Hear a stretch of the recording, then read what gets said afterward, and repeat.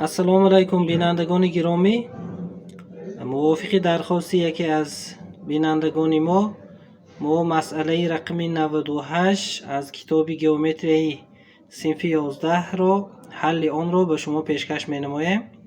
اینک با دقت توجه نمایید. شما در اکران خود پیرامیدی چهارکنجه منتظم را دیده ایستاده اید. پیرامیدی چهارکنجه منتظم یعنی اساس آن کوادرات است. طرفی آن به 5 سانتی متر برابر است و مساحت سطح پره اش باشد به 115 سانتی متر و 115 سانتی متر برابر است. از ما طلب کرده می شود که اپوفم این پیرامید را یابیم، یعنی پارچه SM را. اپوفم چخیلی که در یاد دارید این بلندی به تیغه اساس فراورده شده بود. بینندگان گرامی، پیش از آن که حل این مسئله را بینید، من از شما احترامانه خواهش میکنم به کانال ما درآیید و در آنجا ویدیوی پیرامید از 0 تا 100% هست، یعنی از اول تا آخر همه چیزهای ضروری را عاید به پیرامید در آن درس بیان کرده شده است. آن را با دقت، با اهمیت یک باری دیگر از نظر گذرانید و بسیار چیزها را خواهید فهمید.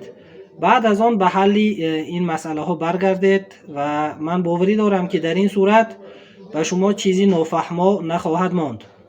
اینک رفتیم برای حل این مسئله.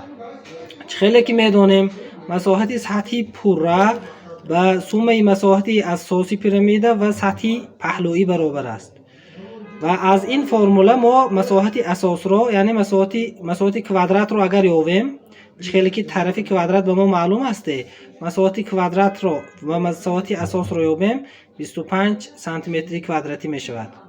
بعد از این فرموله ما استفاده نموده مساحت سطحی پهلویی پیرامید را می یابیم. مساحت سطحی پهلویی پیرامید ما به 90 سانتی متر کوادراتی برابر بوده است. اما از بس که پیرامید چهارکنجه‌ای منتظم است، سطح پهلویی از 4 سه‌کنجه‌ای برابر پهلو عبارت است.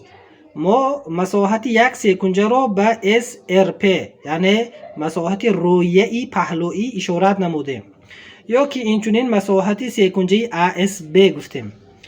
انا از اینجا یابیم مساحت یک تا سه‌کنجه، از بس که هر 4 سه‌کنجه برابرند کو، پس مساحت یک سه‌کنجه به 22.5 سانتی متر کوادراتی برابر می شده است و موافق فرموله مساحت سه‌کنجه به نسبت حاصل ضرب طرف و بلندی به این طرف فراورده شده برابر است.